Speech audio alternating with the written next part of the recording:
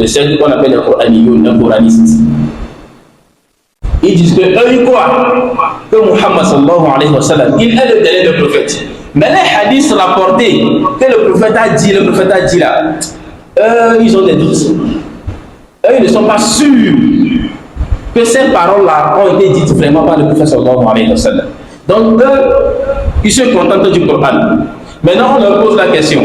D'accord, si vous vous contentez du Coran, qui parmi vous était présent lorsque le Coran est révélé?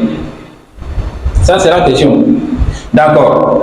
Ok, si nul d'entre vous n'était présent, alors, comment êtes-vous sûr? Comment êtes-vous sûr que le Coran que vous détenez, ça n'a pas été diminué? C'est-à-dire un verset n'a pas été retranché dedans. Parce que ceux-là qui ont rapporté les hadiths, ce sont les mêmes personnes qui ont compilé les versets. Le prophète sallallahu alayhi wa sallam ne nous a pas donné un Coran comme ça.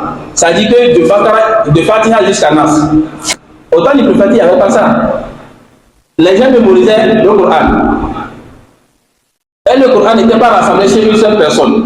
Il y avait des fragments du Coran chez certains ont 7 sourates, certains ont 15 sourates, certains ont 2 sourates, c'est comme ça. Et il y a ceux-là qui l'ont tout mémorisé. Donc le Coran n'était pas rassemblé comme aujourd'hui on le voit. Maintenant, si vous vous dites que vous, c'est uniquement au Coran que vous croyez.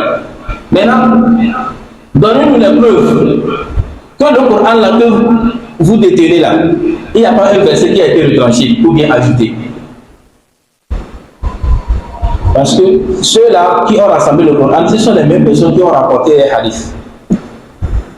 D'accord. Si vous dites, si vous n'avez pas de preuve aussi, que le Coran a été diminué ou bien quelque chose a été ajouté, l'ablution que vous faites,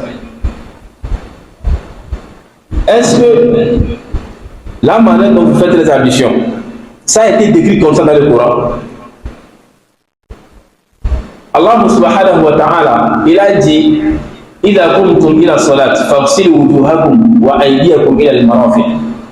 Lorsque vous vous levez pour la prière, dans Sourate Maïda, lavez-vous les mains et le visage et passez les mains sur la tête et lavez les pieds. C'est tout ce que Allah dit.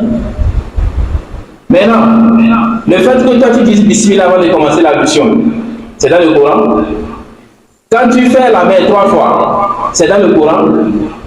Quand tu laves le visage 3 fois, c'est dans le Coran.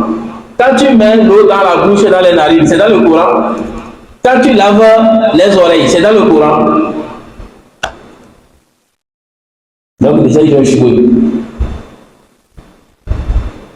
Quand tu fais la prière, Takbiratul Ihram, Allahu Akbar, que tu fais, est-ce que c'est dans le Coran? C'est décrit comme ça dans le Coran. Dieu a dit wa aqimus salat. Priez. Et le prophète sallallahu alayhi wa sallam a dit sallu kama ra'aytumuni usalli. Priez comme vous m'avez vu prier. Qui d'entre vous a vu comment le prophète sallallahu alayhi wa sallam a prié? La manière de prier du prophète sallallahu alayhi wa sallam nous a été rapportée. On nous a décrit comment le prophète sallallahu alayhi wa sallam priait. Mon grand-père n'a pas vu comment il a prié, ton grand-père n'a pas vu comment le prophète a prié.